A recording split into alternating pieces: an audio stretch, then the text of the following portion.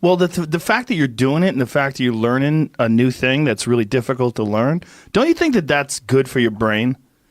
No, I am a big believer in constantly learning. It's why I like you as a person, because you're constantly like, you're not the Joe I knew 3 years ago in a good way. You're like, you learn all of this. You know, when I first met you, you weren't hunting. You were into martial. That was the thing. You were two-dimensional. You were, which was amazing because everyone was just a comedian. You were this Taekwondo champion, stand-up guy. And then since then, you've added all, like the guests that you have on and the fact that you're able to like talk to them and stuff is because you've continued to, it's the same thing with like a comic who writes his first hour and then just sits on it for like 8 years. Yeah. And all of a sudden 2 presidents goes by and it's like, why aren't they laughing anymore? It's like, because you're just stuck in time. So I believe in that. And I also believe in playing card games and stuff is good for your mind. Yeah. And any games. They say even video games. People like to shit on video games, but they say video games have a positive cognitive effect on kids. Yeah, you're calculating and moving. You're thinking fast. Yeah, their hand-eye coordination is like insane. Yeah. I guess if some of those games, if you play them, I guess I don't know. Well, you think about the amount of hours they're putting into their thumbs. Just how often do you really use your thumb in like detailed ways? Very rarely. But kids today, they have ridiculous thumb dexterity. I tapped out Grand Theft Auto 3 is when I stopped, which was about 2003, 2002 or something. They were just too amazing. And I was just like, I am nowhere in my career right now. And this is just, dude, I was walking around. I was living in New York at the time, and I would stop playing the game and I would be walking down the street thinking about it. Like I'd walk into the subway, like not thinking about jokes, thinking how I could beat this next level. And I remember I played this Medal of Honor game, and they had this thing when you hit the sniper button, like the scope would go like that and X would go like that. And I played it one week so much that when I walked out on the street, I was looking at people across the street doing like that X was going on their face. I was just like, there's something about, like, I already... I'm not the brightest guy, when it comes to like school. So it's just like, I was like, this is doing something to my brain. So I remember I came home and I just unplugged everything, but really quickly took everything off because I knew I was never going to figure it out and I didn't have the instructions anymore. I just stuck it in the back of the closet. Like, well, that's it. I did the same thing with video games with Quake. I had a real problem when I was playing 8 hours a day, 10 hours a day sometimes. I had a T1 line installed in my house just so I could play with a fast internet connection. This is like 1998. Yeah. It was crazy. I mean, there was slow internet where I was. So I said, well, what's the options? And so one option is they chew up the street and put this crazy fat business line. Cost me a shitload of money. And I was like, let's do it. So I had it installed, a business line that we'd use, at the time, you'd use for a large building. Right. And I had it just for my house. And I would play video games online all the time. And you could play online against people for the last 20 years? Oh, yeah. I didn't know that. We'd play online teams. We'd have teams of guys, like me and 3 of my friends would play against 4 other guys, and we'd like meet at a certain server, and you could chat and talk to each other. All right, you ready to go? All right, let's go. 3, 2, 1, go. And then the game will start, and then we'd have these matches, and it was fun, man. It was really fun. It was really exciting too because it's all happening in real time. Yeah. But I reached a point somewhere around like the year 2000 where I know one day I played until it was sunlight, until the sun came up, and I'm 30 years old. Yeah. And I'm sitting there, my hands are sweating, I'm all caffeinated up, I've been drinking Mountain Dew for the past 8 hours, and I realized, I'm like, what am I doing? Like, this is, I'm not where I want to be as a comic. I'm not where I want to be with my life. And I'm just sitting here playing video games all the time, and there's no future in this.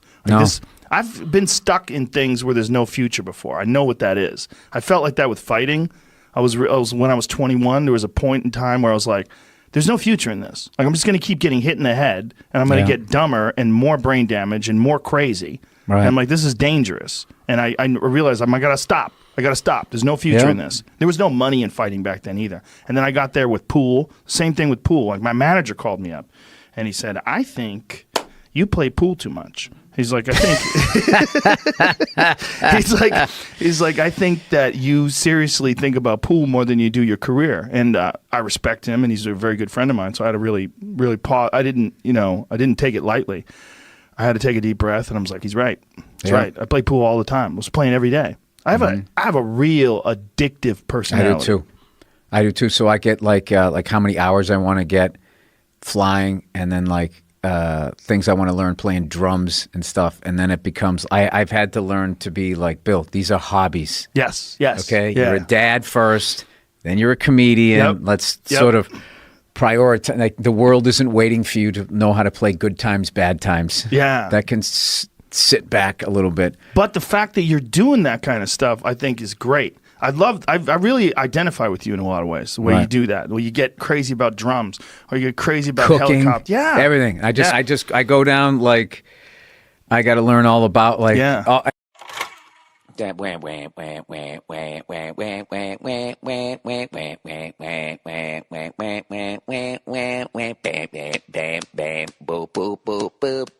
God!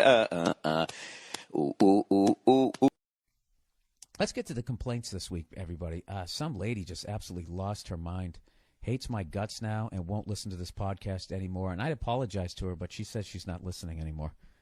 There's no way that she's listening, despite that she wrote like a 5-page email that I'm now going to read. She has a huge problem with me, everybody. So settle in. Want me to wait? You want to go down to the break room, go get yourself a little coffee cake? I can wait. I'm on vacation. I got nothing better to do. Go ahead. I'll wait. Fucking dog's been farting all day today.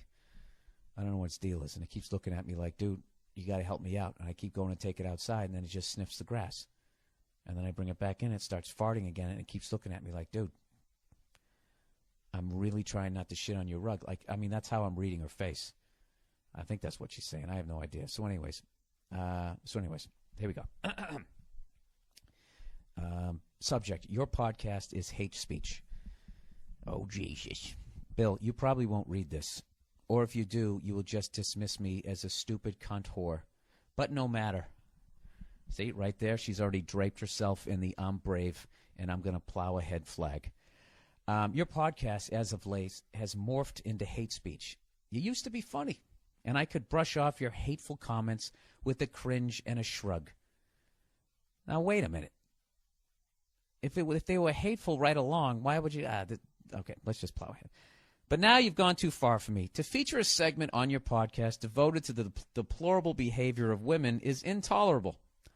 For those of you new to my podcast, I've been doing this segment, which I think is hilarious and needs to be done, just to get you caught up before this lady gives me both barrels here, because believe me, she does.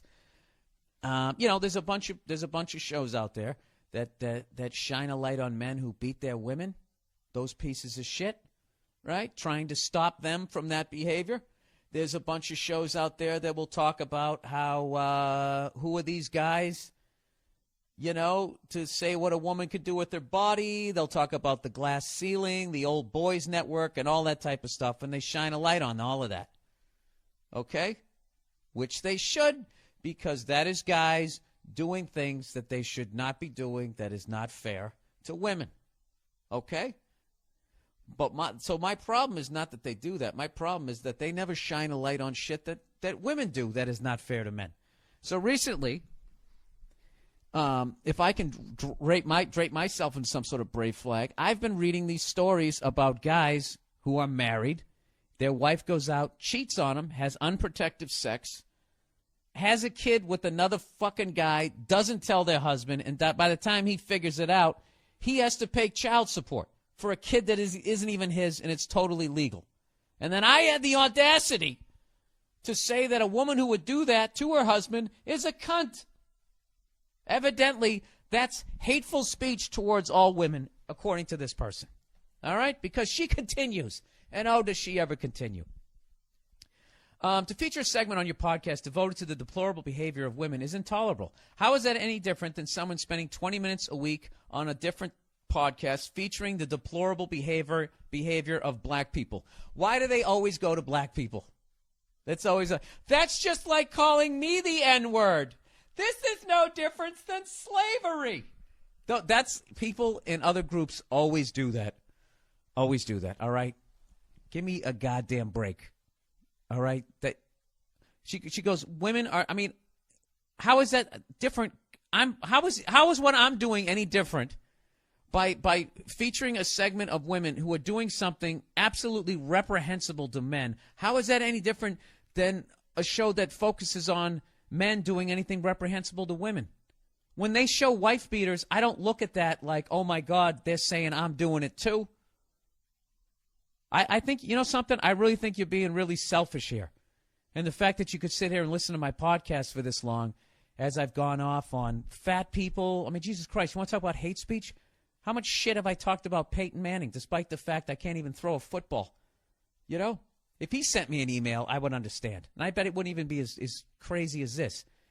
She says women are treated like second-class citizens all over the world. When did I ever say they weren't?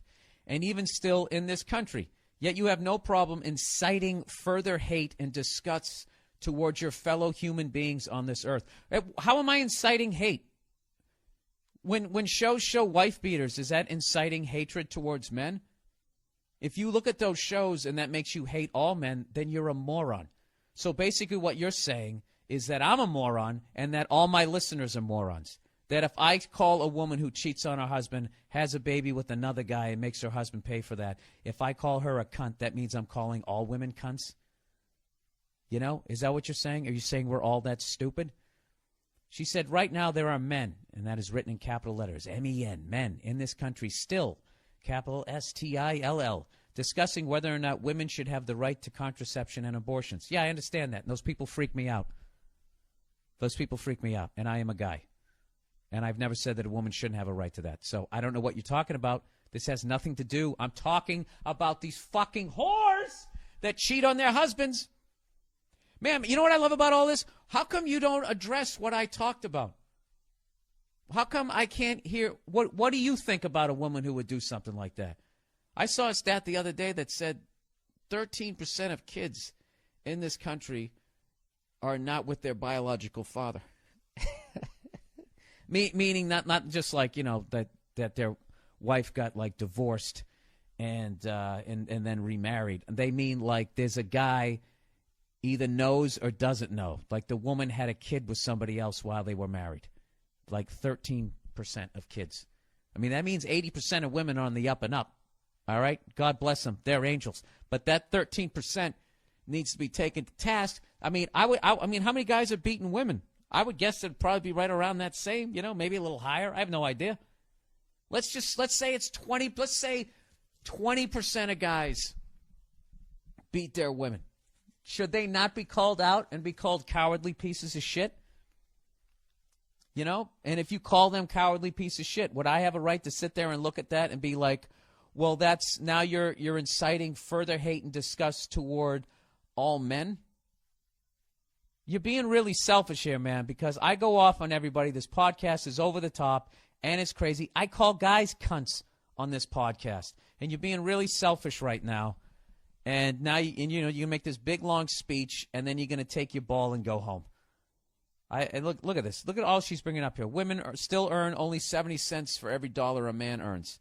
I think you guys should make the same amount. But I also don't think that number is accurate, $77. 77 cents for every dollar that a man earns. Because if you include divorce settlements, you get to keep your 77 cents plus his 50%, his 50 cents. So then he's down to 50, and then you're up to $1.37. See, that's what I'm talking about right there. Go fuck yourself, you oversensitive jackass. Good Lord. Go buy a bigger bra. I don't know what your fucking problem is. I hope that bugged you, too, that I said that. That was deliberately supposed to be offensive, all right? So go fucking write a letter to fucking cunthair.com because I don't give a shit, all right? In short, we are still not equal to our male counterparts, and we will forever be labeled the weaker sex. Well, with that attitude, of course you will. You know? I don't think you're the weaker sex. I think that that's all a myth. I think that actually makes you stronger. You know, because guys are fucking idiots, and they think because they can do more push-ups than their woman that they're actually, you know, that makes them smarter. You know? I don't know. Oh, my fucking doorbell's ringing. Are you serious? Hang on a second. I got to go up here, and then I gotta read the rest of this. Hold on. All right, so I'm back. Little winded, but I'm back. So anyways, blah, blah, blah, blah, blah. It just keeps going on and on and on and on. Where the hell is it? Where the hell was I? Weaker sex, and then she tries to break me down psychologically about my mom not hugging me. If that's the case, then I'm sorry for you. I hate when people do that. It's like, you're not sorry for me. You hate me right now, okay? So stop acting like you're really sorry for me and you're showing some sort of empathy. You're not showing empathy. You're being really selfish. Like I said, I go off on everything here. I've never said that a woman should make the same amount an hour as a guy. I never said that a guy should be able to hit a woman. I've never said that. What the thing I'm trying to shine a light to is that some of these divorce settlements are absolutely fucking ridiculous. And that when a woman cheats on a guy and has a kid with another person, and then the poor sap who married her has to pay for that, you don't think that's fucked up? Howard Stern just did a great story on it last week. Somebody sent me an email. He did a story about a guy who was in that situation, and he refused to pay the child support, and they said, we're going to send you to jail. He's going to go to jail because his wife cheated on him, had unprotected sex. Hey, to hell with AIDS. Let's roll the dice. With my husband's life, right? Has unprotected sex, has a kid. He doesn't realize it, figures it's his because it's his wife's pregnant. Why would he think that it's somebody else's? He starts making the payments. Next thing you know, he starts raising the kid, figures out it's not his kid, and has a natural reaction. I don't want to pay for that. And the law is just like, no, you have to pay for it. Let me ask you this, ma'am. Do you have any empathy for that? You seem to have all this empathy for women and women's issues. And somehow I'm supposed to still respect you, despite the fact that you could give a fuck if there's injustices done on the other side. It doesn't make any sense. And I want to see, this is focusing on this issue. This is an issue for some reason that is just not talked about whatsoever. It's just sort of accepted. And I think it's absolutely deplorable. I think it's deplorable. So I have the right to talk about it. You know what I mean? And if you want to get offended and you want to be selfish and just be like, well, that isn't fair. What if I had a whole segment every week and all I did was talk about wife beaters? You know what? You'd probably send me an email. I just want you to tell you, I love your podcast even more. You are a hero to hear a man out there just letting these cowardly pieces of shit know that you'd be fucking over the moon about it. But now all of a sudden, I'm talking about women who are doing shit that you're not even doing. At what point in any of these stupid fucking rants that I've done have I ever said that all women are doing this? I never have. I never said that all women cheat on their husbands and have a kid out of wedlock. I didn't. All right? Do I make generalizations? Abso-fucking-lutely. It's a comedy. I paint with a broad brush. I'm fucking around, okay? Jesus fucking Christ. Stop being so goddamn selfish, okay? And if you don't want to listen to my podcast, don't listen to my podcast anymore. And other than that, go fuck yourself. I don't know. What she's doing is a pet peeve that I have. That happens to me sometimes when I do shows, and at the end of my shows, someone will come up to me and just be like, look, I have a good sense of humor, but subject whatever. My fucking phone. They'll just be like, you know what? That's never funny. That is never. Oh, the lovely Nia, everybody. Hang on one second. Hello. Hey, I'm taping my podcast right now. Is this urgent? Are you on the side of the road? We got AAA. No, the dog was farting, and I thought it had to shit in the house, so I took it outside, and then it just sniffed around and peed. Yeah, it was a pain in the ass. So I'm going to get back to the podcast, all right? All right, I'll tell you in like a half. All right, bye. Anyways.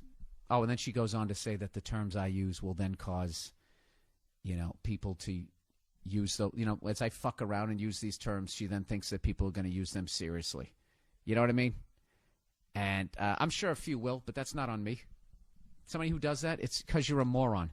And it's not my responsibility to fucking babysit anybody once they're an adult. If you don't know not to call women these terms, okay? Although, I will tell you this. If,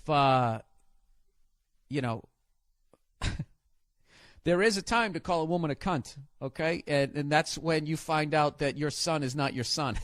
And you still have to pay for it. There's a reason that word does exist.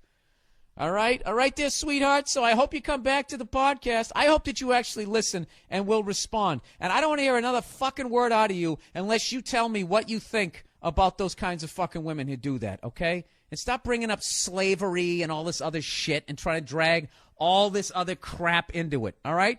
You stay in your own goddamn lane, sweetheart. All right? Good Lord. To compare yourself not being able to vote to being enslaved, really? That's another one that's a whole nother fucking topic. Every fucking person out there just tries to fucking jump on that. You know? That's our N-word. Oh, go fuck yourself. Anyways. I can't believe you just did that. Why did you flick that Bic right in my face? You burned off 2 eyebrow hairs. That's my Dresden.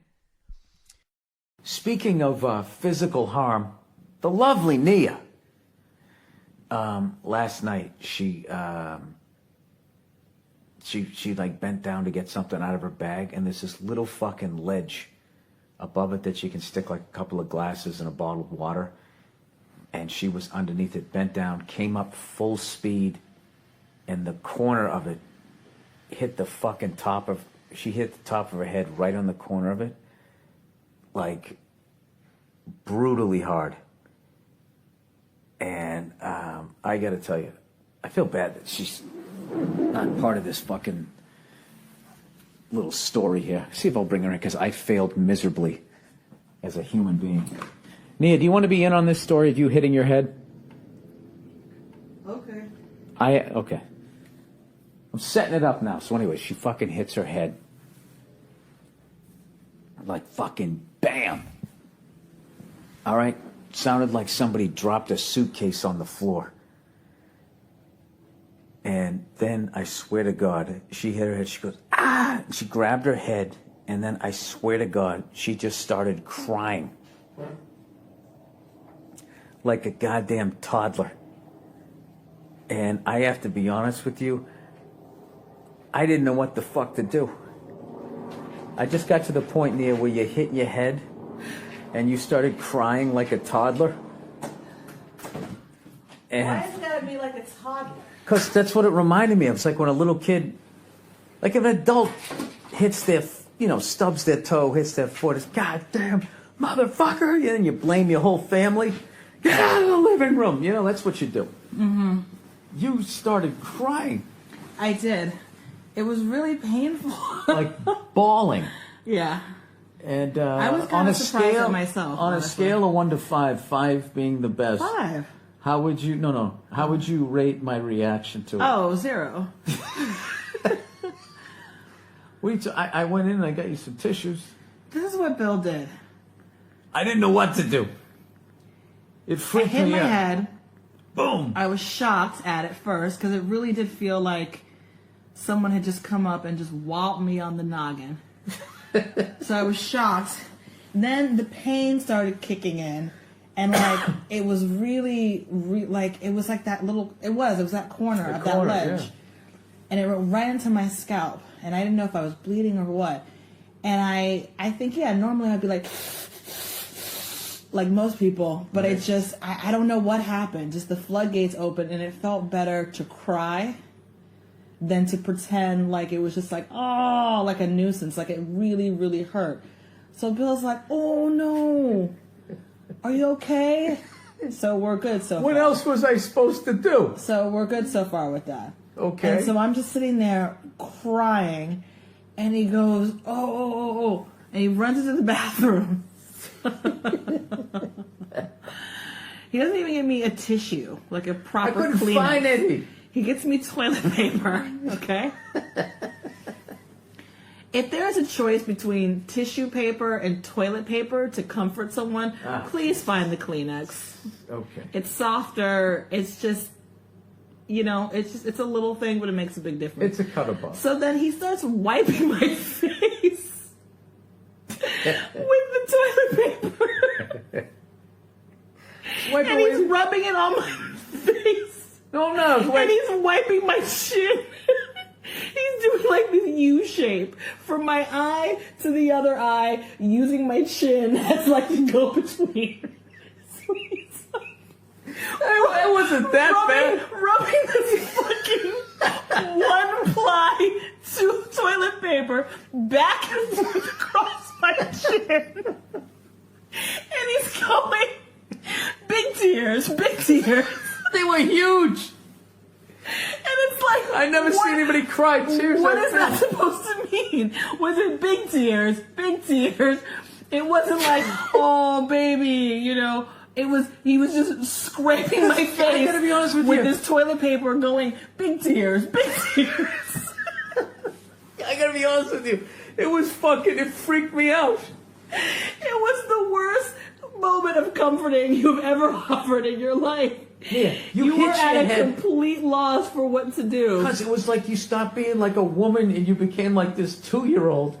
And it was just like, boom, and you're just like, I was just like, I didn't know what to do. If we were at home, I would have got you a popsicle or something. Oh, and then you said, do you want some water? I'm like, what the fuck does water have to do with anything right now? That's what my parents always did. If you hurt yourself and you cried, they went and they got you water right out of the tap. And then you sat down, and then your face was all dried and salty, and they said, all right, go back outside again. That's it. I spent most of my childhood outside. That's what parents did. All right, get outside. All right, you kids, you're driving me nuts. Get outside. And you just sent them outside. That's what you wanted to do with me in that moment. You wanted to send me away so you wouldn't have to deal with it anymore. I just wanted you to stop fucking crying. I don't mean that in a bad way, but it's just like to see another adult. Nia, can you imagine if I ever hit my fucking head and started crying the way you did? I mean, what would you know? What would be coming out of your mouth? I don't know. I'd be like, come here, baby, and I'd hold you to my chest or whatever, Nia, and I'd rub your back. You're full of shit. If I fucking hit my head and started crying like a little girl. Was it really that, like... It was like a little, I'm fucking stammerer here. You stammering jackass? Yeah, I've known you for 12 years. I've seen you like... You see me cry before. A couple times in the sadness kitchen, you fucking, you cut yourself with a knife, and even then you didn't cry as much. That was like, you know, you had a balloon and the thing wrist and floated up in the air. There was just no comfort in you. It was, I'll admit, not only did I drop the ball in that moment, it's been 24 hours and I still don't have a better approach. It was so fucking bizarre. Don't ever do that again, Nia, all right? What are you talking... The thing is, the really sort of horrible thing about it, the biggest injustice of it all, the fact that you weren't able to comfort me, is that I was trying to plug in your fucking computer. Isn't that amazing? Isn't it amazing? I knew somehow it would come back to me and it'd be my fault that your dumbass ducked underneath a ledge and then lifted your head up. Ric Flair wouldn't have done it that hard to sell a fucking move. I didn't realize it was there. I was plugging in your computer and you had the audacity to be the worst comforting person in that moment ever. Scratching my face with that one-ply toilet paper while saying, big tears, which is like, what does that even mean? It's like I was out in the outfield in Little League again. No batter.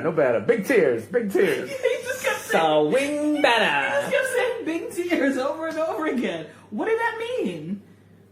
You were just commenting on it.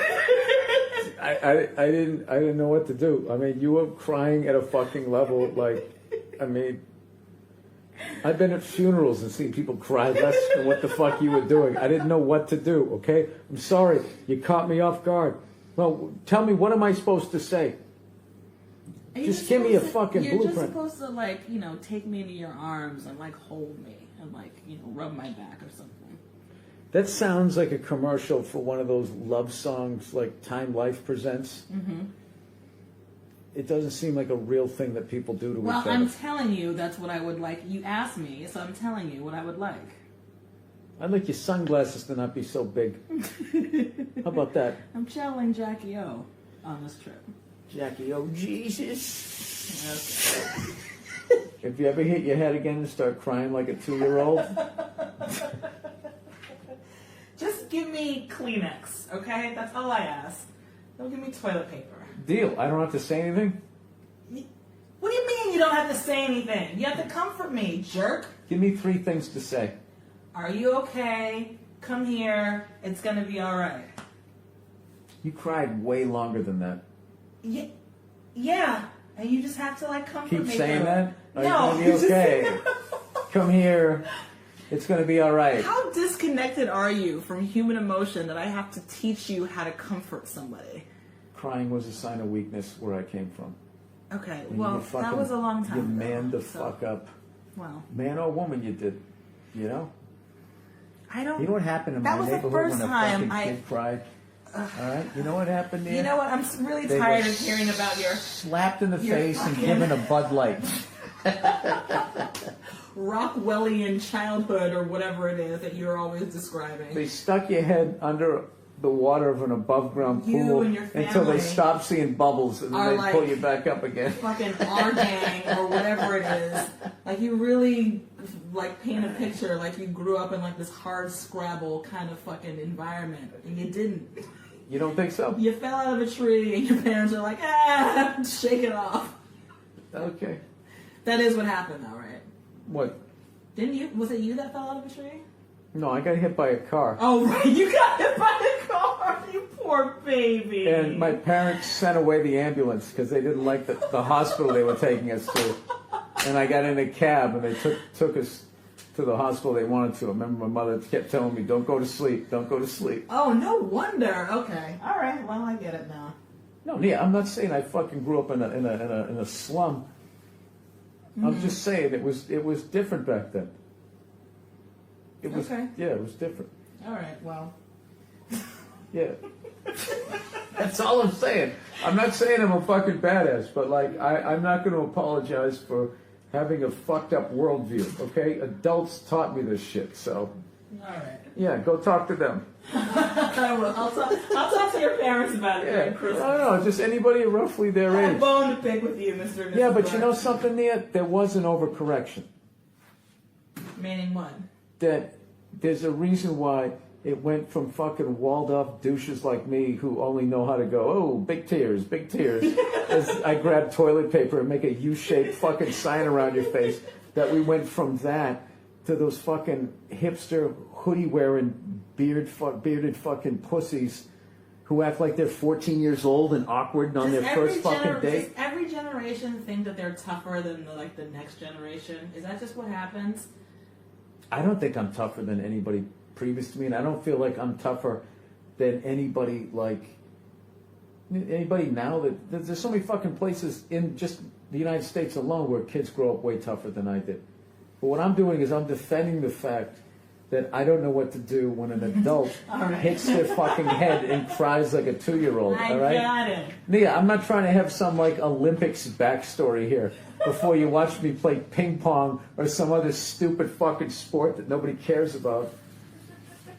I got to tell you, the ping pong's pretty cool, and I did watch a little bit of the volleyball. I watched the United States unfortunately lost to Italy. I did watch that. These fucking slippers are loud. I'm sorry. I don't know, you guys know what I'm saying. What the fuck? A goddamn adult starts crying like a 2-year-old. What are you supposed to do? Jesus Christ. Other than be like, for the love of God, can you get your shit together? I felt like being like Barnes in Platoon. Just grab Nia and be like, take the pain. You know, how awkward would it be if I just mentioned 9/11 and started blubbering? Or anything worse than somebody cries like way too long after 9/11. Oh, by the way, we're sitting in Jim's fucking fabulous hotel room, so that would really be fucking uncomfortable. Just creepy, yeah.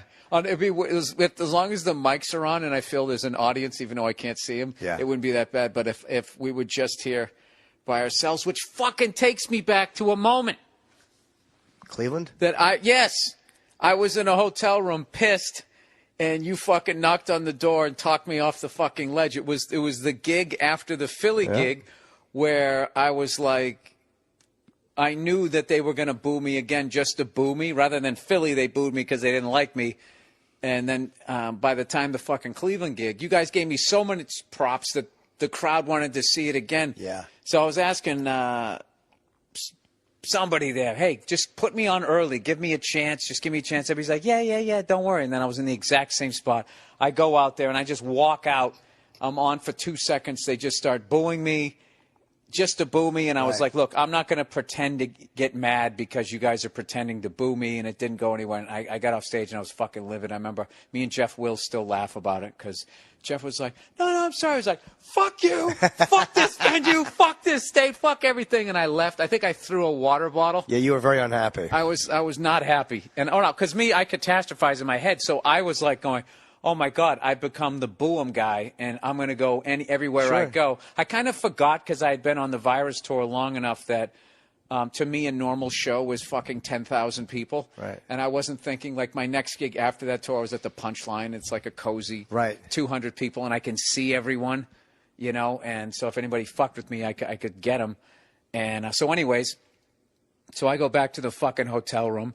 Ready to quit the business, and I hear a knock on the door, and you came walking in and fucking talked me off the ledge. I remember that. I don't even remember what we spoke about. I just remember you were very upset, and I knew why, and you were like, they fucking, and I was like, dude, they did it because they were trying to recapture a moment that they wanted to be a part of something that was very amazing to them, as opposed to they hated you. You know what I mean? Oh, but no. I didn't. And I was convinced everyone was out to get me. The crowd, the show. Live Nation, everybody. I'm still convinced they're out to fuck me. I couldn't get on the Oddball tour this year. I can't get on the Oddball tour, and they're doing fucking the Tweeter Center and you played half PNC. those places. What's that? You've played half of those places. Yeah, and I can't get on the. I couldn't get a fucking set on the Oddball. Whatever. They'll have it next year. Because then you're on stage in front of 10,000 people, and getting an unfair booing. That was when we first started on K-Rock. Right. And you had been not – the XM listeners loved you, but the K-Rock listeners didn't know you as well at that point because it was a new thing and you had been away. And they're booing you, and you pull out this fucking – one of the great moments of stand-up that I've ever witnessed, which was just turning 10,000 Philadelphia fucking monsters. And they're the worst crowds in the world if they don't like you, and you turned them.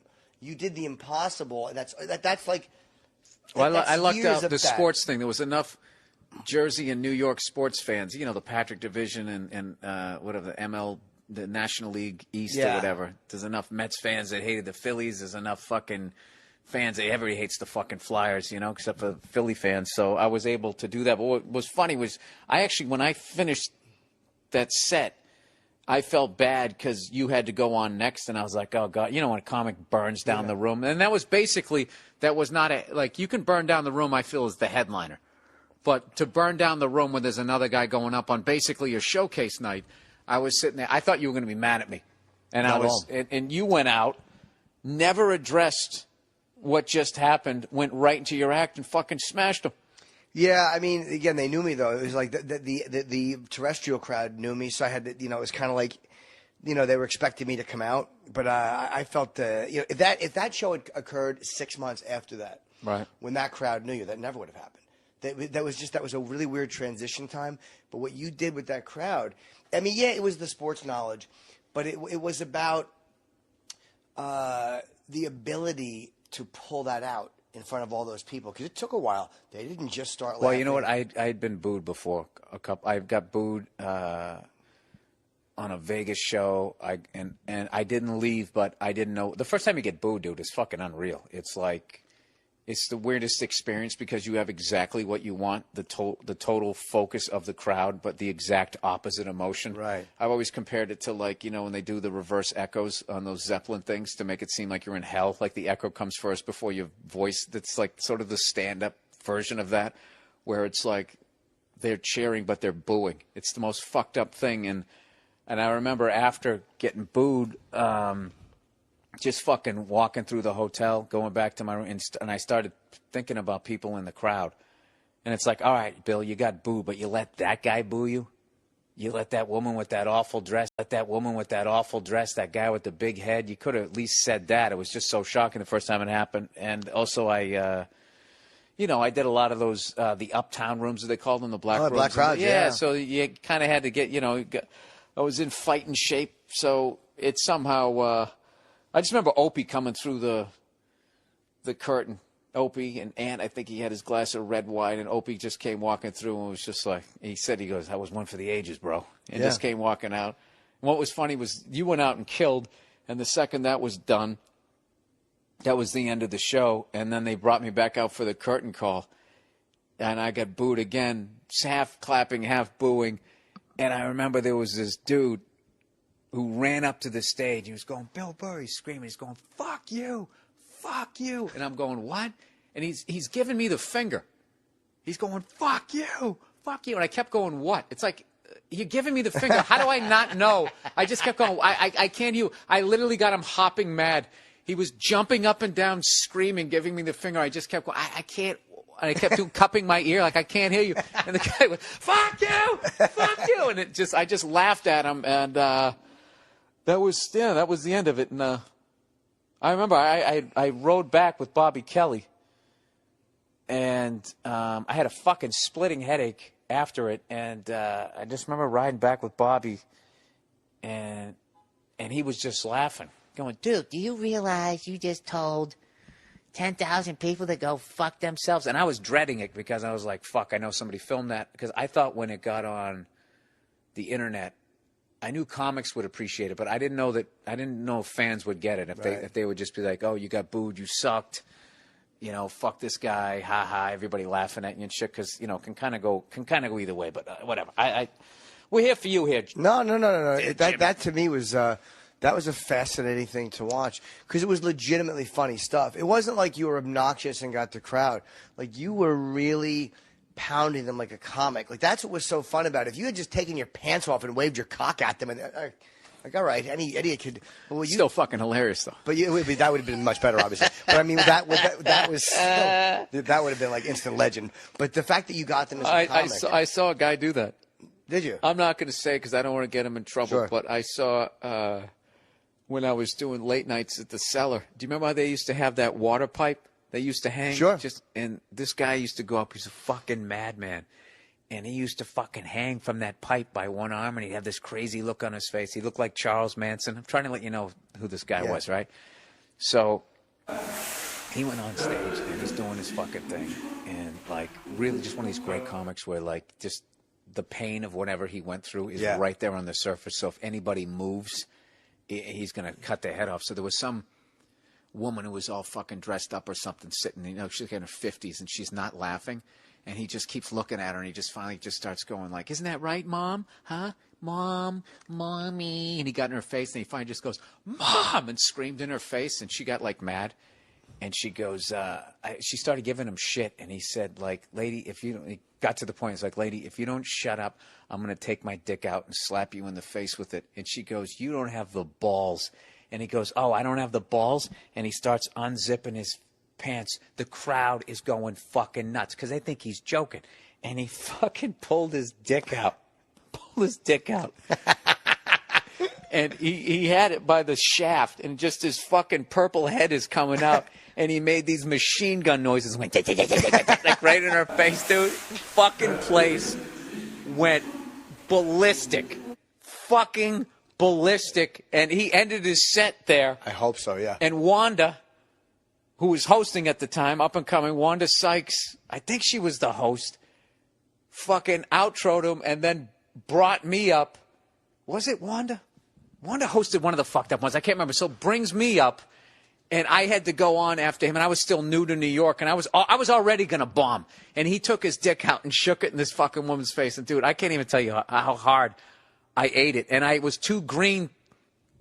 I didn't know to be like, just riff about the guy taking his dick. Dude, I went up and tried to do my act. I immediately went up and like, gee, it's been raining a lot here in New York City. It just completely flatlined. Yeah, it's like walking into a party and not acknowledging what's just been happening. Yeah, it was awful. Yeah, I think I know who you mean, man. Yeah, yeah, there you go.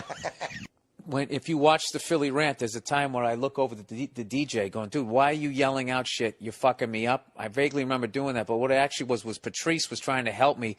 He yelled out Invincible, which would have been a great one to bring up about Philly, which was about a guy who was working in a bar, tries out for the Eagles. Not only does he get a tryout, he makes the fucking team and has an impact. Like, I could have just gone off on how bad the Eagles sucked.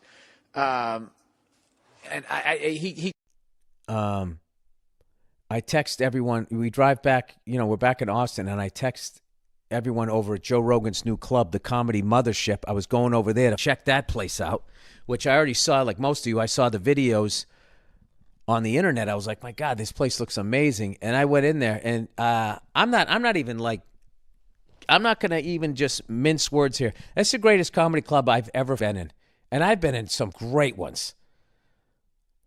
Caroline's. These are the best ones I was in before Joe's. Caroline's, Hilarities in Cleveland. Comics, the one that when it was in the meatpacking district went out of business. Gotham. The Stand. Those were like so nice. You're like, how is this still a comedy club? Because you're used to them being like smaller, holes in the wall or whatever, And I went to the Rogan one, and I don't even know where to begin. All I can tell is when you go in that place, you can tell that every fucking thing on the wall, on the floor, on the ceiling, sight lines, everything in that place was painstakingly gone over to make sure that it was absolutely perfect. And that's what I kept telling Joe. He goes, how do you like the club? And I was like, dude, it is fucking perfect. It's fucking perfect. You have to, like, the colors of the booth, the Mitzi's place, I think that's what it's called, the bar downstairs, the main room, the smaller room. I did sets Saturday and Sunday there in the smaller room, and I love that place. And Harlan Williams, what do you say there, Freckles? He was there in the main room, so I got to see him headline that place. And just the green room, the food, the whole thing was amazing. And I knew that he would have this option. I was like, if a comedian is designing the club, he's going to have the option that you can either deal with the crowd or not deal with the crowd. Meaning, when your set is over, if you want to go out and talk to the crowd, a.k.a. you had a good set. Or maybe you didn't. Maybe you pissed a few people off, and when you go behind the curtain, you just want to stay there, and you can get to the green room without having to deal with anybody. It is fucking amazing. But the coolest thing that combined two huge worlds of mine, stand-up comedy and Stevie Ray Vaughan. Stevie Ray Vaughan, I guess, played that place when it was called the Ritz back in the day. And that's another thing. It was like a punk club, and he had for wallpaper in the green room all like the actual posters of all of these punk bands, Circle Jerks, Misfits, all of these classic bands. I'm not a big punk band guy. I'm not cool. I was listening to disco, as you heard when I was making fun of the Canadians. But Stevie Ray Vaughan played there in like 1983, and Joe somehow got somebody to find photos of him playing there. And for big Stevie Ray Vaughan fans, it was that time in his career right before he started wearing a cowboy hat on stage, and he had that sort of that not Kango style, I don't know what you call it, like the Brian Johnson style hat that he had when, right from when he was Stevie Ray Vaughan in Triple Threat, and he had a woman in the band before he got with Chris Layton, Tommy Shannon, Double Trouble, before they added Reese. Yeah, kind of into those guys. Anyway, he had these two amazing, like, life-size photos of Stevie Ray Vaughan. And Stevie Ray Vaughan is like one of those artists that I find transcends what he does. Like, he's so good at what he does, even though you don't, like, I tell jokes, I don't play guitar. He's so fucking good at it. It's like I want to get better at what I like. How do I become the Stevie Ray Vaughan of what I'm doing? Which obviously is impossible. I mean, that guy's a once in a century talent. But it does make you dig deeper and try to get better. So to see those pictures, and also just to know that you're in a place that guy played in. Like, I really feel that when you perform in a place like that, like whatever they did, the magic of it is somewhere there. If you're into that spiritual shit, which I actually am. So I went down there that night. Joe wasn't there, so I had to see him. So I made sure the next night I went down there again to hang out with him. But Adam Ray was down there too, one of my favorites, and I met a couple of comedians there. This guy, William, that was hosting, I never got his last name. He was funny as hell. And then I brought this kid up that I thought was great, named Miles Johnson, was really funny. Just really, and the club also had open mic night, which is something that went away during my stand-up career. It was how an open mic night was crucial for new comedians, and it was crucial for the comedy clubs to keep, it was like the draft. You had to keep developing new comedians to keep the scene alive. And I always felt that one of the big mistakes that so many comedy clubs did was they stopped having open mic nights, and then it just became like the Dust Bowl, where you just keep farming on the same land until it's just, nothing grows there anymore, So that was another great thing. And it's right on 6th Street, and it's just, 6th Street's a little loud for me in my old ears, but like it is, you feel like that excitement of youth and that type of thing coming down the street. So that's another great energy to have in the club. I can't say, like, Joe absolutely fucking picked the perfect venue and crushed it. It's unbelievable. So anyway, so that all happens. That's Saturday. Killer show Friday at College Station. Which, by the way, Chris Layton, drummer for Stevie Ray Vaughan, came out too with one of his buddies. I'm dropping names all over the place. I don't give a fuck. All right, I'm still giddy. So that was Saturday. One of the greatest days on the road I've ever had.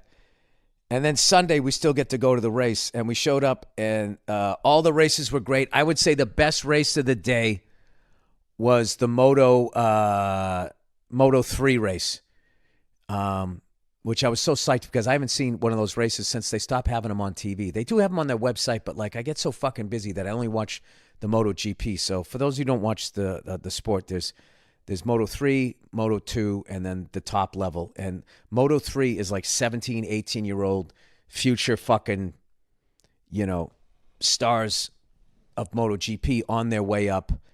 And they all get the same engine. They almost look like those cafe racers. And it was this absolutely fucking insane race where this number 5, and I forget the other guy, they kept swapping the lead, and then the lead guy crashed. And he just sort of low-sided it on the like turn 14 or 16 or something like that, somewhere over there. And the dude right behind him, number 5, had to slow down. And in slowing down, he went from second and being on the podium to being like 5th or 6th. And there was only 2 laps to go. And dude, this guy, I don't know who this kid is, but he raced angry, man. He fucking just went all out, passed 2 guys in one fucking turn, I believe, and worked his way all the way back up to second place again. Crowd was going crazy. And then the next one was Moto 2. And I'm a Joe Roberts fan. I got to root for the Americans here. And he's got the red, white, and blue bike. And he was in, I think he was in 16th. And he got all the way up to 9th at one point. And I think there was something going on with the bike because he was riding great. But I got to watch him. He ran great. And that was another amazing race. And then the last one, the MotoGP one, was crazy because it was really windy. Like on Saturday it was hot, but on Saturday it was really windy. And like on the first lap, like 3 guys like just fucking wiped out. I don't know what was going on. Like they said something about the tire pressure in the front tire, and the wind was just taking these guys out. And like I think like 9 riders went down, not getting bumped or anything, just going into a turn. And the bike just went out from underneath him, I think, with the wind or something like that. I have no idea. But on the first lap, like guy Fabio Gianantonio, whatever his name is, riding that light blue Ducati. He low-sided and then slid into his own teammate, Alex Marquez. Just took him right out. I mean, they couldn't have been more than 4 turns into the fucking race. And $2 million of motorcycles and an entire team were out. I forget who else wiped out. I don't know if it was Jack Miller or something like that. There was so many big names that went down. Of course, is it Pecco or Pekka? Francesco Bagnai. I don't know how to say his name. He was in first place. The second race in a row, he low-sided and didn't get any goddamn point. He did get to 25, I think, in the sprint race. But I'm totally back into this sport. I had a great time. Alex Rins ended up winning it. And they asked me the night before, they go, hey, do you want to present the trophy? Club Soda called me up. Hey, they want to know if you want to present the trophy. And I'm like, for what? They're like, the guy who wins the MotoGP. I'm like, they want me to do that? Doesn't that like a hot chick does that? They're like, they're asking you. And I always say no to that shit. I'm always like, nah, I'm not going to do that. That's I can barely ride a motorcycle. That's stupid. I shouldn't do that. That's outside my wheelhouse. But I was just like, I give a fuck. I'll do that. I don't give a fuck, right? So I show up. The end of the race, they bring me down there. I'm standing behind the fucking podium, and I'm watching, like, these guys as they come in, first, second, and third place guy, and their team's going nuts, and they're all screaming and how psyched they are. I've always seen that on TV, but to see it live, the energy is crazy. On the other side, where I was sitting, I saw them bringing in all the bikes that wiped out on this sad little golf cart that brought it in on a trailer. So fucking funny, man, to see a bike that can go 220 fucking miles an hour getting brought in on a little golf cart, towed in.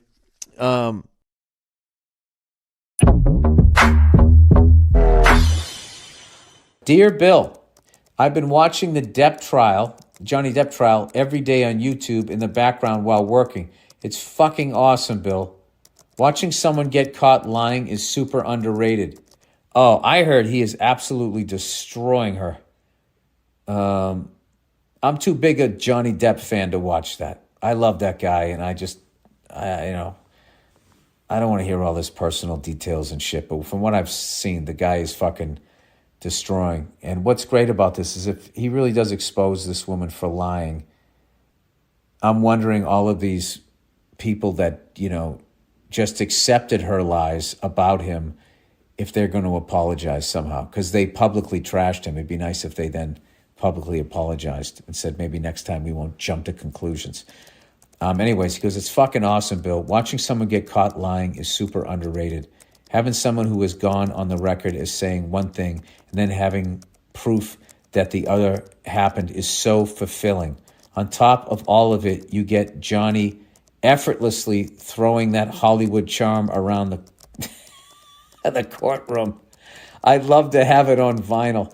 I got to be honest with you. My good buddy Paul Verzi's been watching it. He just keeps calling me up. He goes, are you watching this? He's like, Johnny is absolutely destroying her. I've just heard like bits and pieces of that. It really does amaze me how the pendulum just does not seem to swing the other way. That all of these women's groups, that when they see a woman that lies like this, which really hurts their position, because there are women out there that are in a relationship that this woman evidently lied and claimed that she was in when she wasn't.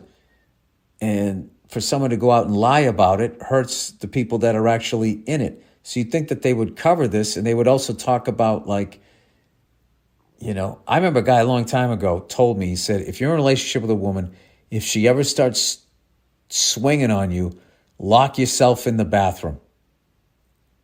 Lock yourself in the bathroom so, she won't hit you anymore. It doesn't escalate, and there's going to be no evidence of you at some point, because you're going to have to get her off you. She can be, look at this mark in my wrist when he, because you caught her hand as she was swinging at you.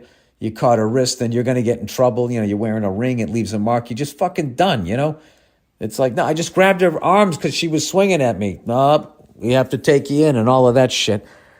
It just fascinates me that when there's just a clear example of something like this, that I think it really hurts feminism, if they want more men to come along, that if they would actually trash someone like this publicly the way that they would go after a toxic guy. Because, I don't matter going after a toxic guy. He's an asshole. I get that. But, I don't know. For someone to be able to do, like, if this really goes in the direction that everything she was saying was absolute bullshit, and the level that this guy's career suffered and the amount of shit that happened to him,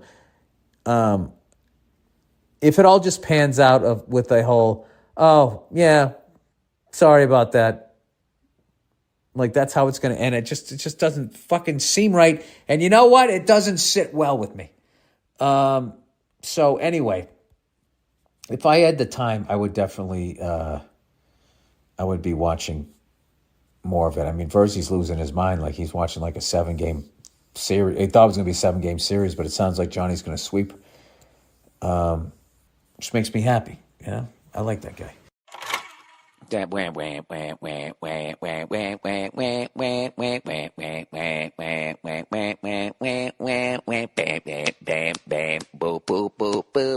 my God!